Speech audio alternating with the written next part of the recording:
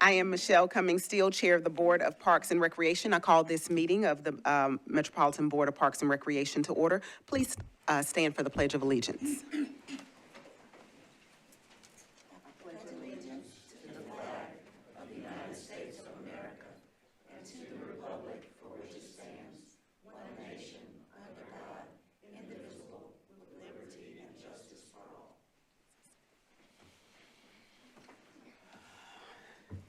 We'll move now to the appeal of decisions pursuant to the provisions of 2.68.030 of the Metropolitan Code of Laws. Please take note that decisions of the Metropolitan Board of Parks and Recreation may be appealed to the Chancery Court of Davidson County for review under a common law writ of certiorari.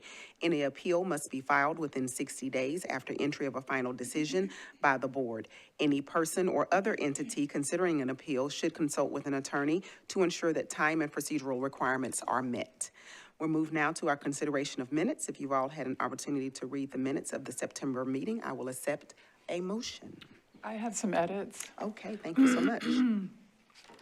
On page 2 of the minutes, I believe there's a typo that should read, it's the Mill Creek, not Harpeth River Greenway. So that one is the first one on page 2. And then on page 5, if the Spirits Tour can just insert that it's for the Two Rivers Mansion. And then finally, I think there was some just pages cut off. So 3, 5, 8, and 9 had the bottom of the page could just get cut off for public records. With those additions, I'm happy to make a motion to approve those. Okay. I'll accept a second. Thank you so much. It's been properly moved and seconded that we accept the minutes with those additions, with those addenda. Mm-hmm. What did I say? Changes to our minutes. I'm getting my words mixed up. All in favor? Aye. Any opposed? Thank you so much. The motion passes. Are there any referrals from council members present, Director Odom? There are none today. Okay, thank you so much. We'll move now to our public comment period. The public comment period is limited to 20 minutes. Persons wishing to provide comments on matters that are germane to items on the agenda must sign up prior to the beginning of the meeting on the sign-up sheet provided at the meeting. The opportunity to provide public comments is offered on a first-come, first-served basis. Comments are limited to a maximum of 2 minutes per person, and we do have one that has signed up regarding item 10-25-02, and that's Jordan Rippey. Thank you so much.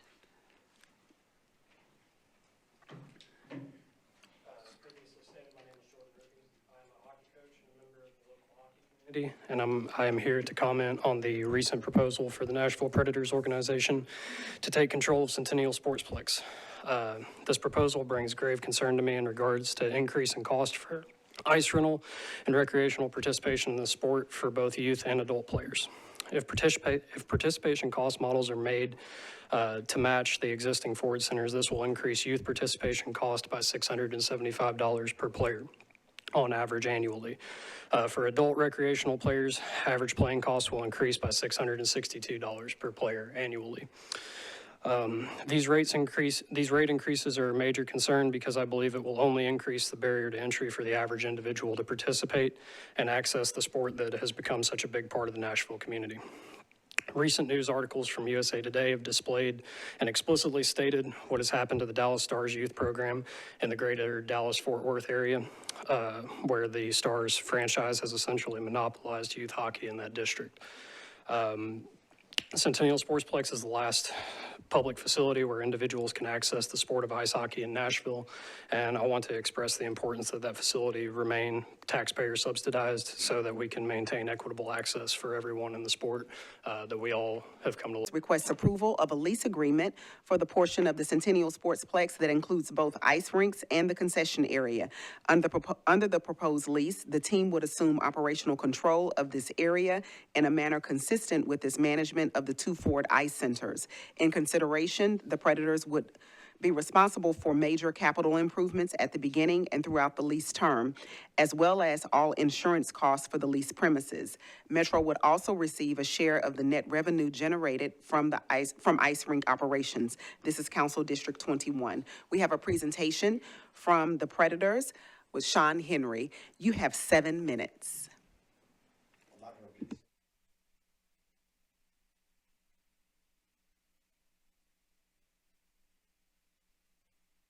Lease in Bridgestone Arena 3 different times in 07, 2012-ish, and then most importantly in 2019. That was the most significant one, because that's the one where we looked around our own league, around sports, around our industry, and said who is extending their leases, 10, 20, 30 years, and who's taking responsibility for all financial operations of the improvements or needed improvements. And we were going to be the only ones, which makes you question yourself a little bit. Should we take the place of the city? Should we take the burden of the operation, get us off the general fund, get us out of taxpayers' pockets, if you will, and we realized we could do it. We built something really special, Bridgestone Arena, and we wanted to look at the users of the building to pay for the hundreds of millions of dollars of improvements we'd have to do if we stayed there for 25, 30 more years. And that's something we're really proud of. Other teams aren't doing it. We are different. We're a little bit unique, but it's also because of the partnerships that we forged over the years, from the Sports Authority, partnership with parks in a few different places, and of course with Metro at Bridgestone Arena. While we're doing that and looking forward to the arena, what else could we do for the team and for the city to make our team a little bit more competitive? Because that's what it's about. It's always an arms race with other teams. And our practice facility, our training facility is fine. Unfortunately, other teams refuse to even skate out of Centennial right now, which causes us mutual embarrassment when teams like the Canucks and the Capitals and even the Stars come out and say, we won't practice there. They'll go out to Ford Ice Center. The first time that happened, we got a little upset with it. We talked a little bit and said, okay, let's improve the facility. Let's invest what we need to do from a practice facility, our training facility, and make it state of the art, make it something that we're so proud of. And that's what we set out to do. We hired a few different architects, been through the drawings a few different times, even looked at maybe could you add a WNBA facility there. Unfortunately, we weren't selected to get a franchise. But that's when we worked with the mayor's office, early conversations with Monique, of if we were to invest $20, $30, $35 million in our training facility, we want to invest in the front side of the facility as well, because it's needed. We want to make it a place where TSU can launch their Division I ice hockey program. It'll be the first ever HBCU program in the country, which is so important to us, to our sport, and to them. So we want to make sure we make those investments on the public side too. And at the same time, what can we do to help the city alleviate, some of their costs? Let's step into the cost of the operation, absorb all of that, so parks can use those funds for other developments, other programs, whatever it may be. How do we take what we do really well at Ford Ice Center, 2 of the busiest ice rinks in the entire country, and we have literally hundreds of kids that play hockey and skate absolutely free, from their equipment to their ice fees to their registration fees. You learn to play, you learn to skate absolutely free. We get a chance to extend that into Centennial. Centennial speaks for itself. We have owners that played hockey there. They have kids that play hockey there now, and their grandkids play hockey there. All 4 of my kids played hockey there. One of them, for some reason, still coaches there, which is a bad job. But it's something to see. It's important to the community. It's important to us. The legacy of what we do is important. That multi-generational memories that we try to build in our arena, they're also built at Centennial. So for us, it was very important, if we're going to invest that much money in the facility, how do we alleviate the financial burden from the city and from parks? We'll take that on. A study was done not that long ago, I think by parks, maybe it was by general services. What is going to be needed over the next 20 years at Centennial is roughly $30 million. We're going to step into that role. We're going to fund all ongoing capital needs into the facility, and we're going to run it fairly consistent with Ford Ice Centers, with the one big difference being, and I'm glad you brought it up, there are so many great legacy programs that work out of there, from MYHL to the Flyers to skating academies to beer leagues. Those are still going to run in the same way that they did. Maybe the slight differences will be slightly better facilities, a little bit more welcoming to their friends, family, kids, visitors. We can host bigger and better tournaments now and bring 4 different rinks together, the 3 Ford Ice Centers and, of course, Centennial. It's just a really positive thing that we see. And one thing we've said to a few people that might stand against it, or early criticisms, that I think we've gotten most of the hockey world support, figure skating support so far on what we're going to do, just by answering questions. The goal of the Predators is to improve who we are and our brand and our image. We're not going to try to take something over just to alienate a portion of the community. This is about making ice more affordable, more accessible to more people.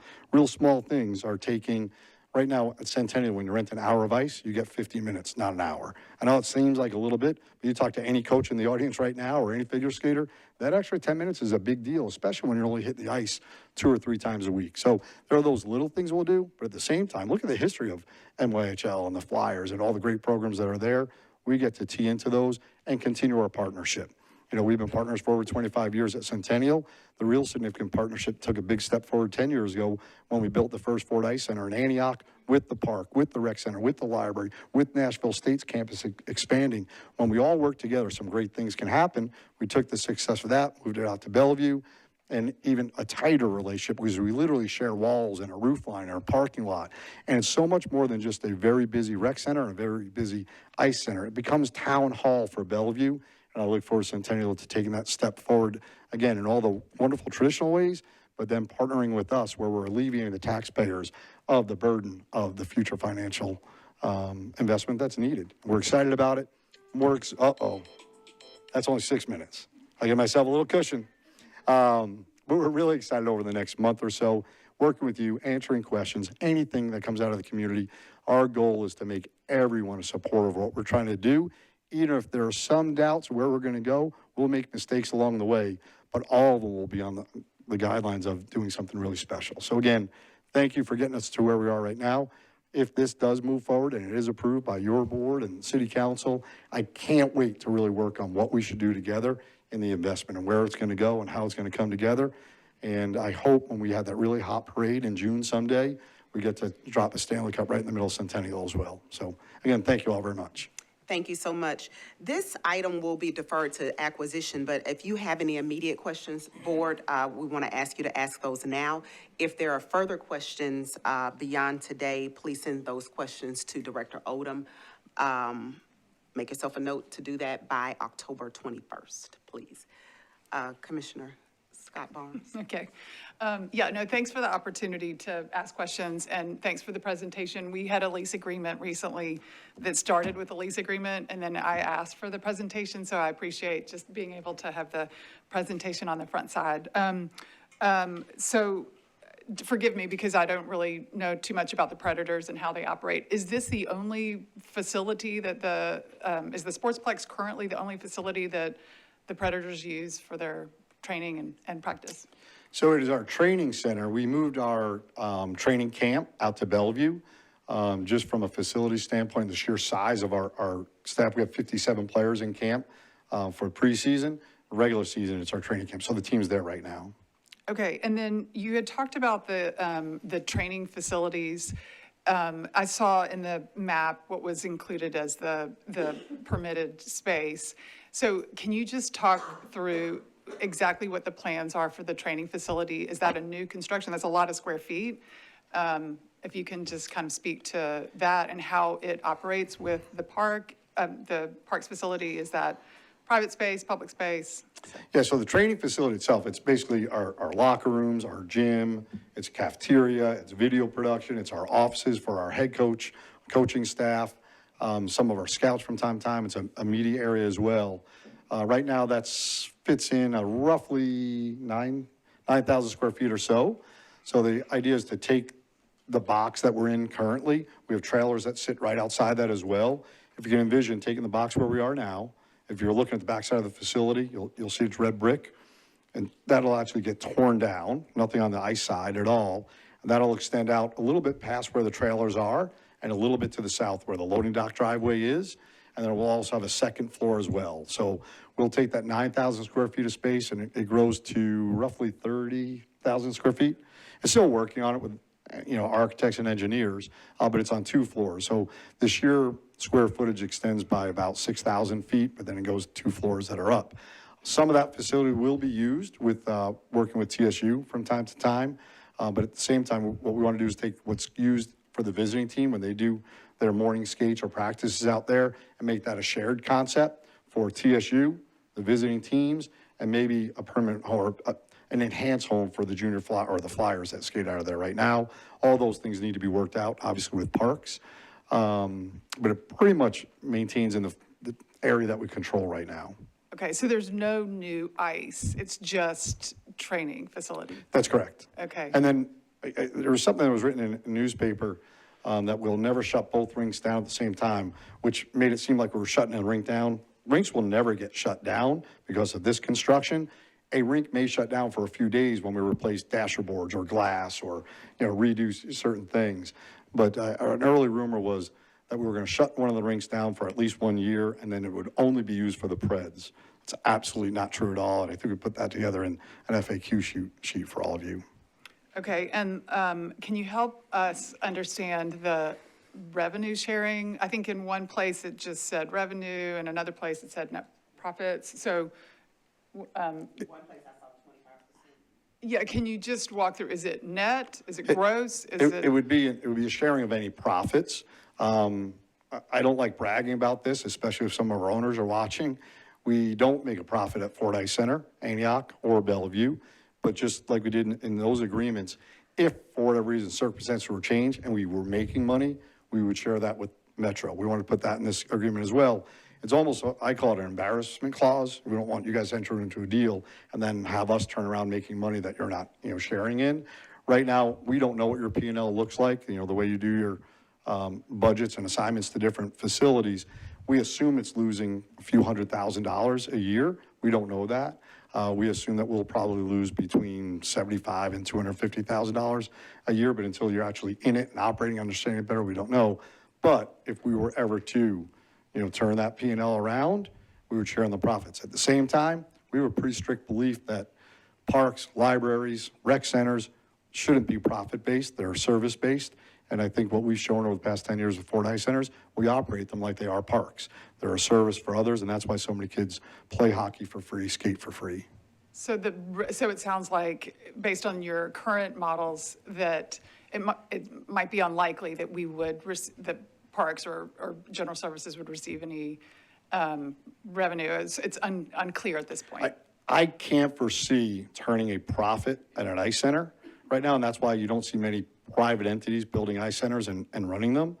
At the same time, where you do benefit immediately is, I'm not on 7 o'clock anymore, right? Your immediate win is in whatever your subsidy is for the cost of operations of the facility, you're relieved of that. We'll cover that now. We assume that's at least $300,000 or $400,000 a year, if not multiples of that. We just don't know that answer. And then all ongoing capital improvements and the deferred maintenance that has gone into that facility so far, we'll take that burden on. Okay, my last question for you, and I'd love to ask a question of revenue division. Can you talk about the branding and the plans for signage, and does that plan match what is at Ford currently? It'll be slightly differently. Number one, you have the aquatic center that's there as well. Obviously, you have the gym that's there. You have the tennis courts that are there. You have all the activity that happens on the lawn just south of the aquatic side. I'm a big fan of HCA and the Frists, and you won't find me renaming the Frist Sportsplex into the Ford Ice Center. With that said, we do want to infuse it with some new revenue and more aggressively sell dasher boards like we have at Ford Ice Center. Some are already at the Sportsplex. Branding certain areas within the facility. Ford, for example, they have naming rights on different locker rooms, that sort of thing. But all that will go into what the revenue projections could be. It won't look exactly like the Ford Ice Centers because the decor fits to that area what it is. Inside, you might see a little bit more gold here or there, but that's a good thing. It's good, bright colors. Okay, appreciate the time. Thanks. Could I I was going to ask John Holmes to just speak about the current revenue that we have at Centennial, or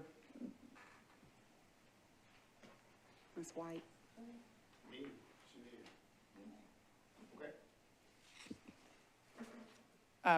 if you can just help us understand the revenue and expense side, and just how the Sportsplex Ice division works in general.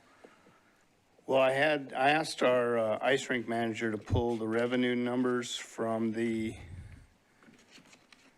point of sale. Sorry, I have to go through my forms here. And over the last 3 years, we've been generating, in 22, 23, we did 1.3, 23, 24, we did 1.3, and 24, 25, we did 1.4. So we went up, we had a fee increase in our, the fee that we were charging per hour of ice when somebody was renting the sheet of ice. So that increased our revenue there. Okay. And then on the, I guess, the people side, expense side, can you kind of quantify, I know there was a piece about employees, and if you could just speak to how many people are currently working on the ICE division and. I've got, give me one more second. I currently have 3 full-time employees ranging from 6.5 years service to 40 years service. And then 1, 2, 3, 4, 5, 1, 2, 3, 4, 5 part-time employees that are usually 1 to 3 years service that work there. So I guess I'm not quite clear on the proposed lease agreement, if the offer would be for them to operate and continue operating, would they be Parks employees or would they be employees of another entity? I don't know. Number one, like we said in the letter, we're going to offer every employee a job, an opportunity. At the same time, there are probably some employees, as John just walked through, in different range of services that may be really close to earning their pension or vesting the pension. It would probably be unwise for that employee to leave Parks and become our employee. If that were the case, we've already had early conversations of how can we make it work where they can remain with Parks but still work at Centennial, and we reimburse or work out some type of share agreement. What we want is what's best for the employees. And when you go through, we don't know all the employees. We don't even have those revenue numbers yet or the costs associated with those revenues. The list of employees we're going to get soon in the scope of their services, but all of them will be offered a job. The real key is it right for them to take it? If not, we want them there. The facilities run really well. We want to make sure we do its best. And we did early conversations, and it's been done in a few other places where they would remain your employees, but then we would reimburse you. Okay, thank you. Thanks for a lot of time. I appreciate the opportunity to ask questions and understand the project. Thank you. Sure. And again, if there are further questions, please send those questions to Director Odom by October 21st. And I apologize, are there other questions? Please excuse me. I was curious if you could speak a little bit more to what you mentioned in your presentation about affordability. I know that I've heard from the public about increases in cost at the existing Predators managed facilities versus this one. And I also can understand that hopefully with the construction will be an enhanced experience. But can you speak to how we can ensure that, you know, the park's mission is to make sure everybody has access to these things? And so could you speak to that a little bit more? Yes, we have the same Thank mission you. in that regard. Again, this is about making the facilities more accessible and a better experience, not at the cost of users. With all due respect to the proposed enhanced cost that you referenced, I don't know where those numbers are coming from. With that said, we've had really good meetings with NYHL so far of let's enter into a multi-year agreement, something they don't have now. It's year to year that expires. Again, I know it sounds like a small thing, but turning 50-minute hours into 60-minute hours is a big, big deal. Every coach will tell you that. And when we're looking at what we're doing, we want to take where the costs are right now and just continue those. And if we are going to grow them, let's agree with where they do in a really slow managed one. As John referenced a little while ago, you took a slight increase in certain fees last year, I think it was. And maybe you should look at that every other year or however it is. But the goal is to take all the good programs that are working out there right now and have them move forward. And again, I think that's why, I don't want to speak for anyone from NYHL, but just reading the letter that they sent to their membership group is they feel good about where we're going based on the conversations we had. We've talked to people that aren't using the facility that would like to, make it a little bit less exclusive as it is right now for a lot of users, and opening it up a lot more. I mean, there are a lot of hours in the day where it's not used, where we can make ICE really accessible to more people at lower costs. And again, the free programs that we provide, I mean, literally hundreds of kids are on our ICE year in and year out, completely for free, with new equipment that they get for free. We work with our sponsors. Bridgestone's probably the leading one in that regard. We built something called CORE, where our captain is part of it as well, where you have hundreds of kids that are playing hockey for free. They get instruction, they have mentors, they're getting, lunch and or dinner around it. Just a really good program that we're going to be able to bring to Centennial as well. So we're excited about it. Thank you very much. Any other questions? Okay. We're going to move now to 10-25-03, Mr. Robert Briley, to address the board, providing additional information following his update during the August board meeting. Mr. Briley, you have 3 minutes. Thank you very much. Okay. Dr. Steele, Director Odom, board members. The last time I was here before you in August, it was to say thank you for the park's commitment to extending an RFP so that we could compete with the current permit holder for ice time here at Centennial to run our figure skating school and team, which is City Skate. I'm proud to show you that today. I know that the Predators presentation and their proposal to the city has kind of altered the landscape for all of us a little bit, and that RFP process has been suspended while we all have a chance to look at this stuff. I wanted to take the chance to come back today to say we're still here. We haven't gone away. We're still looking to compete for ice time here in Nashville. That's our goal. And we have been developing our programming, our partnerships, and we personally believe that we would be a much better partner with either the Parks Department or the Predators than the current permit holder for the Sportsplex and the figure skating program goes. We have met with the Predators recently. They have been very gracious and helpful, and I want to say a public thank you to them for helping us try to find ice time where we can bridge this gap, where we try to figure out where our kids are going to skate. We were housed at the Bellevue Ford Ice Center until recently, and some changes in programming there removed us from that access. And when we looked for space here at the Sportsplex, we kind of ran up into some obstacles with the current permit holder. So I want to say thank you to the Preds for helping us find ice time to bridge the gap. And I want to ask you for the same courtesy going forward.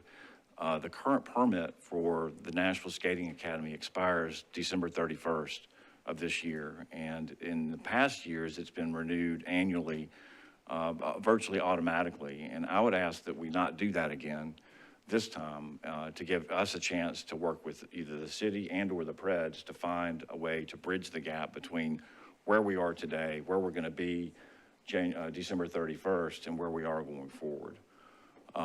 So I just wanted to come back today and say those things to you. From a financial standpoint, I would point out that the current permit requires a payment of $138,000 a year by the permit holder. And in fiscal year 2024, they had gross revenues of $685,000 off of that $138,000 investment. So that's money that's been leaving the Sportsplex and going to outside entities that could be used to do those things like lower costs and make programs more accessible. Thank you. Thank you so much. Are there any questions from the board for Mr. Briley? All righty, there is no action from the board on this item. We will move now to 10-25-04. Staff requests approval to accept an in-kind grant valued at $29,596 from McCabe Park Little League for improvements at McCabe Park. The project will add a new batting cage adjacent to the baseball field near the McCabe Community Center. This grant requires no matching funds or other obligations from Metro Parks.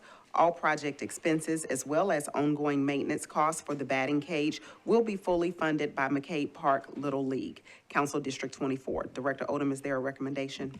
Staff recommends approval. Okay, well, I accept a motion. Motion to approve. Second. Did you catch it? You got it. I got second. Okay. All righty. Are there any questions, any discussion? Okay, seeing none, all in favor? Aye. Any opposed? The motion passes. We'll move now to 10-25-05, Centennial Park Conservancy. Request Park Board approval of an amendment, Amendment 1, to our previously approved Conservancy Parthenon Conference's 2025 grant to use any remaining unspent funds on future conference-related expenses. There is no cash match or other obligation to Metro government or Metro Parks. This is Council District 21. Director Odom, is there a recommendation? Staff recommends approval. Thank you so much. I'll accept a motion. Motion to approve. Is there a second? Second. Thank you so much. Is there any discussion? All in favor? Any opposed? The motion passes. 10-25-06 Centennial Park Conservancy requests Park Board approval of a cash grant of $10,000 to be added to the existing funds for future Parthenon Conference-related expenses. There is no cash match or other obligation to Metro government or Metro Parks. Council District 21. Director Odom, is there a recommendation? Staff recommends approval. Thank you so much. I'll accept a motion. Motion to approve. Thank you. Is there a second? Any discussion? All in favor? Any opposed? Thank you so much. The motion passes. 10-25-07, the Nashville Steam Preservation Society, NSPS, is requesting the transfer of ownership of the train monument currently located in Centennial Park, which honors the Nashville, Chattanooga, and St. Louis Railway. Under the proposal, ownership would shift from Metro Parks to NSPS. The monument was originally installed to accompany the locomotive. Once displayed at the site, the locomotive has since been removed and is being restored by NSPS for installation at another location. Once restoration is complete, NSPS plans to reinstall the monument alongside the restored locomotive. Council District 21. We're going to defer this to a future meeting. We're moving now to 10-25-08, Friends of Two Rivers requests approval of the following events to the previously approved events: Irish Nashville Networking Meeting, November 14th, Holiday Tours of the Mansion, November 29th, 30th, and December 7th and 12th, 2025, Christmas High Tea, December 13th, Holiday Concert, December 14th, and Whiskey Trail Testing Event, March 28th, 2026, with April 11th, 2026 as a rain date. Director Odom, is there a recommendation? Staff recommends approval. I'll accept a motion. Is there a second? Second. Is there any discussion? All in favor? Any opposed? The motion passes. 10-25-09, the Centennial Park Conservancy is requesting approval to install signs throughout Centennial Park to mark each stop on the audio walking tour of Centennial Park, created by Dr. Leorotha Williams, Director, Public History at Tennessee State University. The signage will encourage public awareness and participation in the tour and will be installed in coordination with the Metro Parks Communications team. There's no required match or other obligation required by Metro Parks, Council District 21. We will defer this to the Signage Committee. 10-25-10, staff requests approval of a dedicated conservation greenway easement on property at no address, Nashville, Tennessee, 00000. Map and parcel 032160B90500CO. No address, Nashville, Tennessee, 00000. Map and parcel 03216B90600CO. And no address, Nashville, Tennessee, 00000. Map and parcel 0321660B90700CO along Little Creek. These greenway easements will conserve 1.64 acres of open space and provide for future expansion of the Whites Creek Greenway network. The easement's dedication was a condition of the Planning Commission's approval of the final plat for Heritage Creek Phase 5, 2019S-068-005. This is Council District 3, and we will defer this to the Acquisition Committee. We will move now to presentations.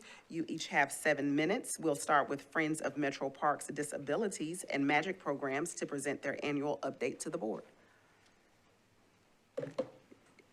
And if you would, state your name for the record. Okay, I'm Karen Summer. I'm the chairman of the board for Friends of Metro Parks Disabilities and Magic Program, and thank you very much for the opportunity to be here today. And I've created a PowerPoint presentation for you, mostly to keep me on track.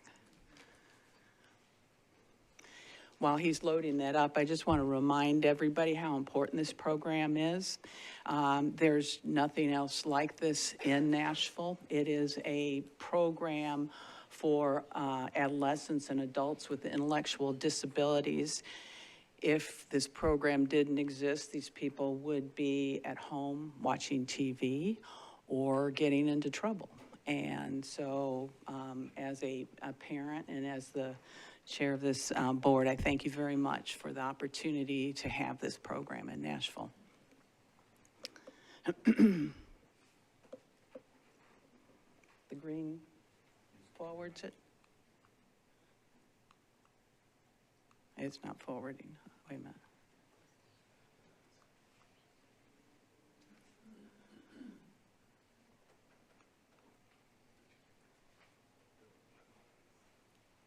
Oh, this one? Okay. Sorry about that. It's still not going. Still not working. Can you just advance it for me?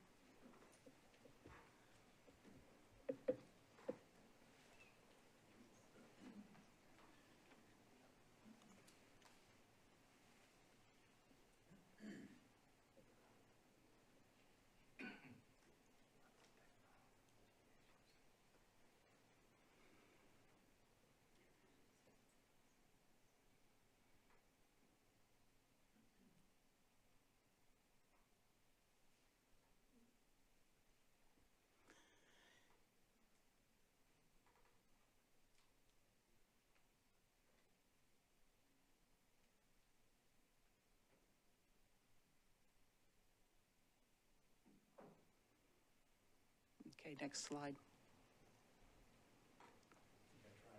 Oh, try it now? All right.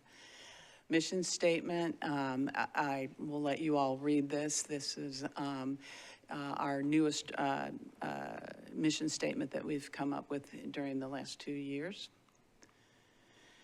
Today, we're going to talk about an overview of the program. We're going to talk about inclusive recreational activities, benefits and impacts on participants and our community partners.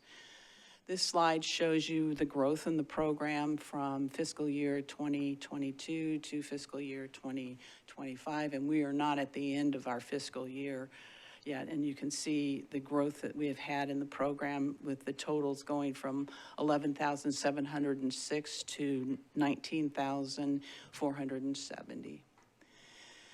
This is our October 1st, 2025 financial statement. We are currently showing a cash in the bank of $48,000.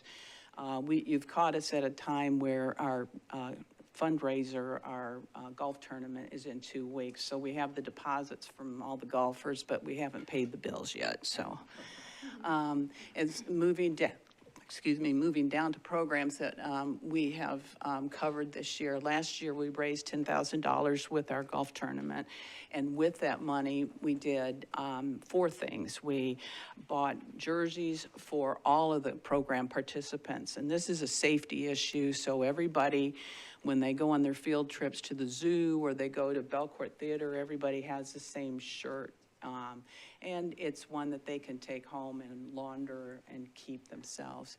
The second thing we did was we bought water bottles for everybody. And this is part of the Healthy Living initiative to try to get them to drink more water. So now they have water bottles to encourage that. The third thing that we did was we expanded our adaptive ice skating program. It has been so successful at Centennial, and now we're going to be able to offer it at the Ford Ice Center out in Bellevue. The final thing that we did is we've begun a photography club. So people sometimes forget that this program is recreation, it's not sports. So we wanted to do something more in the arts line, and that was the photography club, and we've had a lot of interest. Our plan with that is we will purchase cameras for the participants so everybody will have the same camera. So everybody will learn how to use the same camera. We went back and forth about whether we should use phone cameras, but not everybody has a phone. So this way, we provide everybody with a camera, and it's easier for the instructors then to kind of show them how to use the cameras. And then other fees, you know, we upgraded our internet. That was during COVID. And we started some online courses at that time. And we actually shifted the whole program to online. because of that, we've been able to continue online programming since the pandemic's been over. And that's basically cooking classes and activities such as that. Here are some of our participants in some of the activities that we do. We provide adaptive equipment for some of these programs, and this is a skater at Centennial using one of the adaptive pieces of equipment there. These are the variety of programs that we offer. And then we have special events where we have community dances.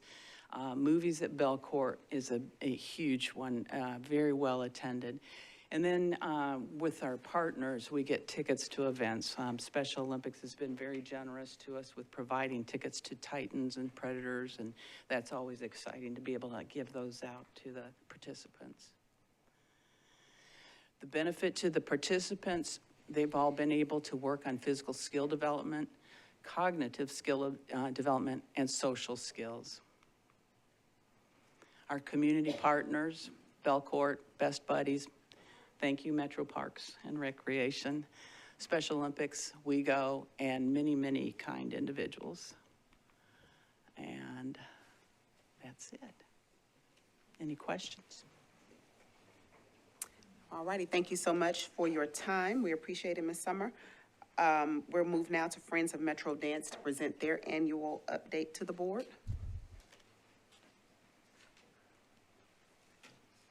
Thank you so much for being here. Okay, you have 7 minutes, and if you would state your name for the record. Do I start it or do you start it? Do I need to start the show? Thank you. So I'm Joni Carter. I'm the incoming president of Friends of Metro Dance.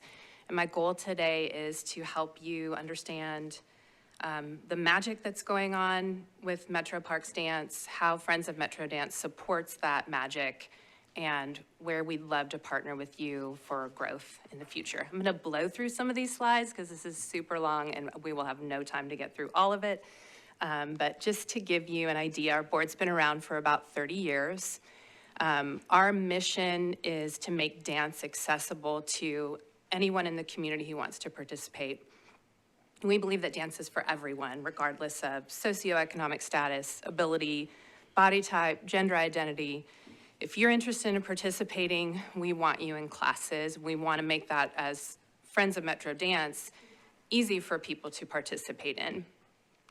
We're a 17-member board. We operate various subcommittees throughout the year.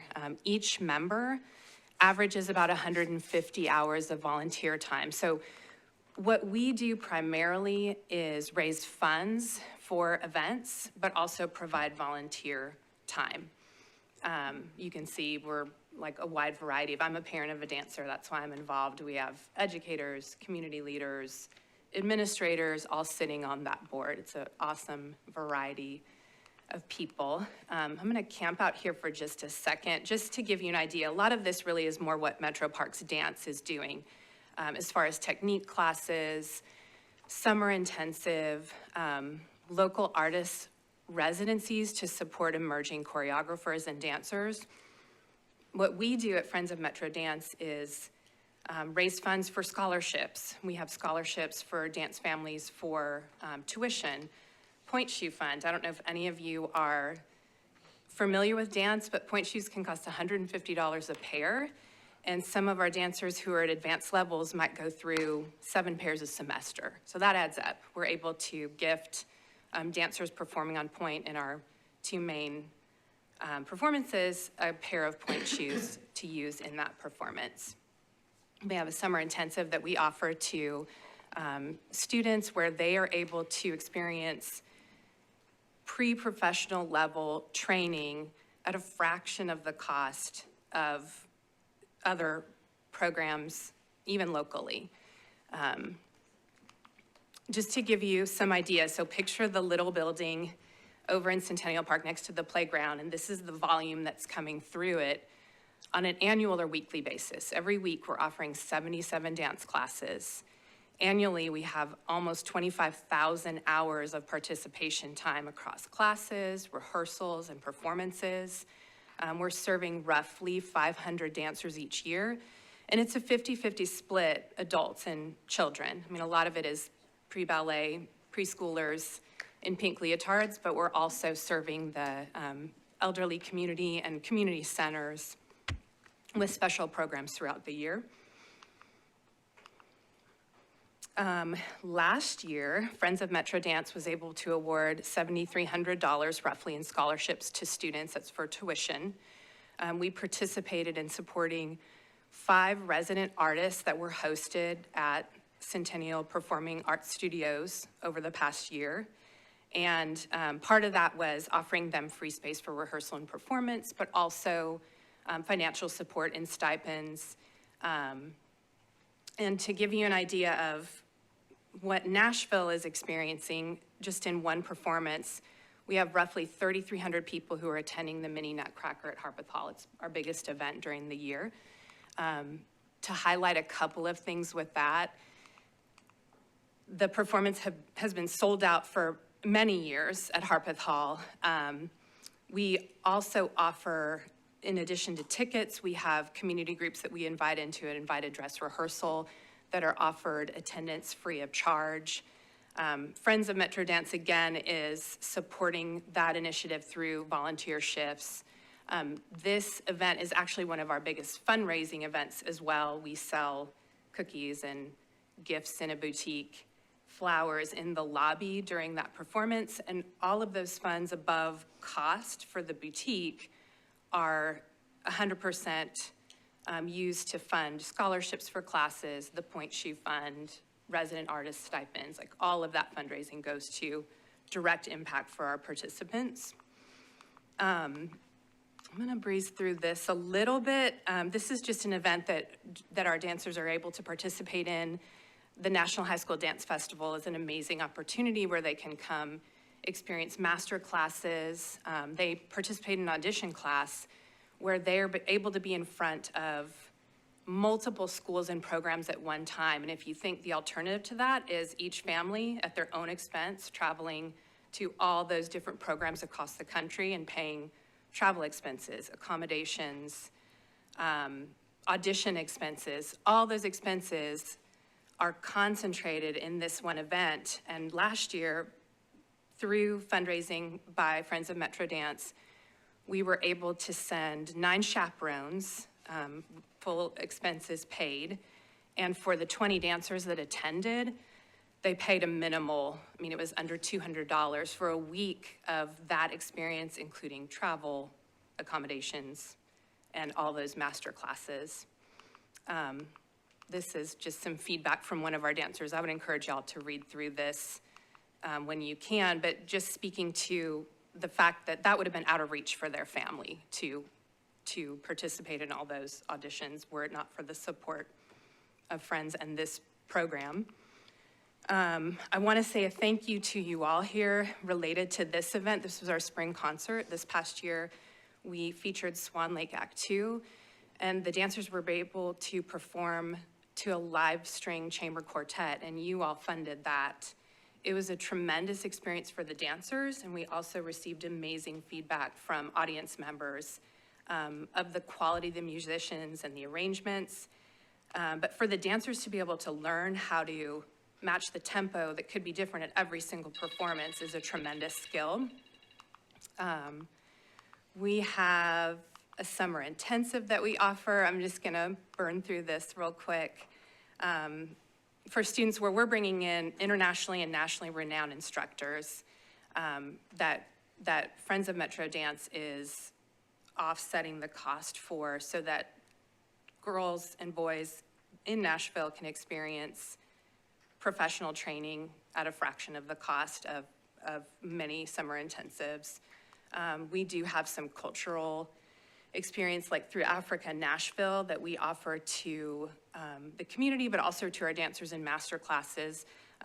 Many of the, you see a couple of pictures here of some of the participants at, I believe, Hadley Lillard or East Park location, where they got to participate in drumming, movement, and singing workshops.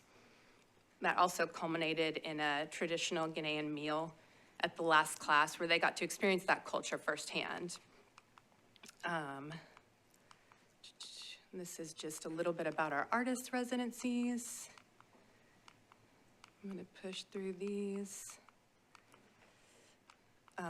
Some of our funds also goes to workshops for dancer mental and physical health.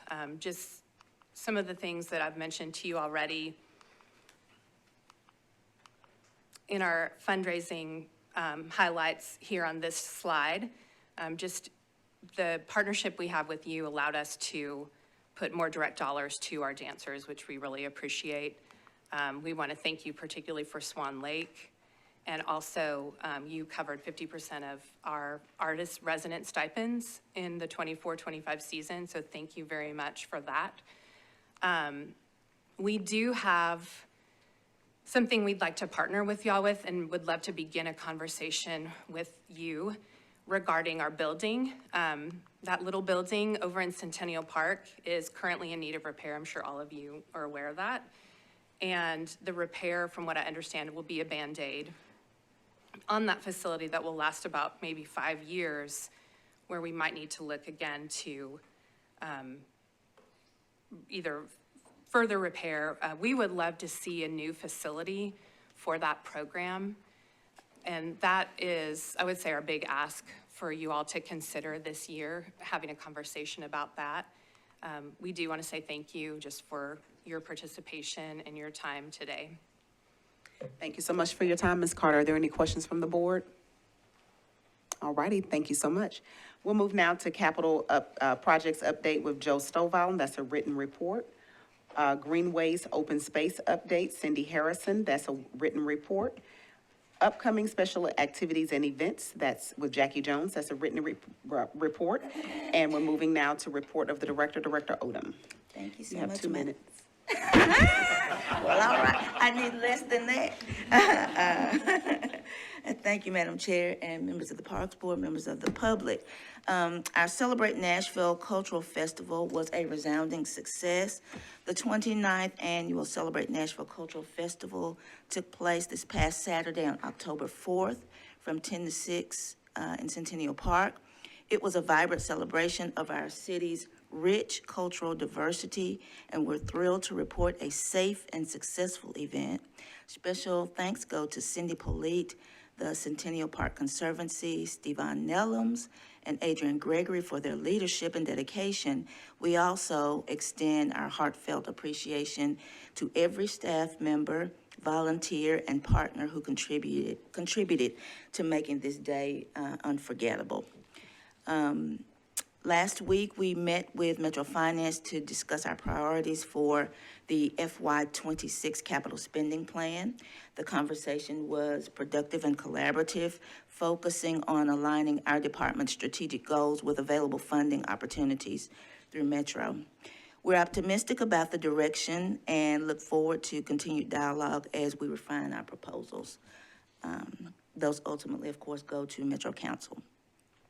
We've initiated the process to procure a consultant who will conduct a comprehensive evaluation of our golf operations. This assessment will include operational assessment, financial analysis, market and benchmarking study, customer experience and accessibility, and recommendations and strategic options. The goal is to identify strengths, opportunities for improvement, and long-term sustainability across our golf courses. We'll keep you all updated as the procurement process and the evaluation is underway. Please join us Sunday, October 12th at 12 p.m. at Orchard Bend Park for the Alyssa Lockett's Memorial Dedication and Community Walk Jog. This event honors Alyssa's legacy and brings the community closer in remembrance and unity. We encourage families, friends, and neighbors to participate in this meaningful gathering. Demolition of the West Park Community Center is now complete. In the interim, the site will be transformed into an open green space for community use. We are actively seeking design funding in the FY26 capital spending plan. with hopes to secure construction funding in FY27. This phased approach ensures thoughtful planning and community input as we envision the future of this space. We have launched the development of a greenway and trail safety campaign aimed at promoting safe and respectful use of our shared outdoor spaces. This initiative will include educational videos, social media messaging, and potentially weekend outreach events at key trails. Our goal is to foster a culture of awareness and courtesy among all trail users, walkers, runners, cyclists, and families alike. And you all may have seen some initial advertisements in our most recent newsletter. And finally, Farm Day is at Bell's Bend on this coming Saturday, October 12th, from 9 to 3:30.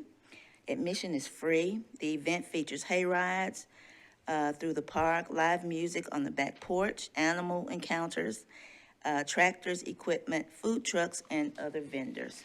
And as usual, there's lots going on in the park, outside and inside, believe it or not. I'll take your questions at this time. Questions? Any questions? All righty, seeing none, we'll move now to announcements, requests for future agenda items, and open items. Any? All righty. So then I will accept a motion to adjourn. Thank you so much. You all have a good day.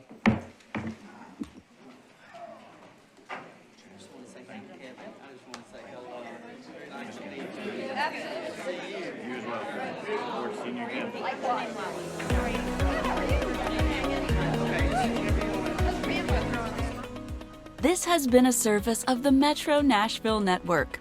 If you would like to see this presentation again, or for more information on this and other programs, visit nashville.gov.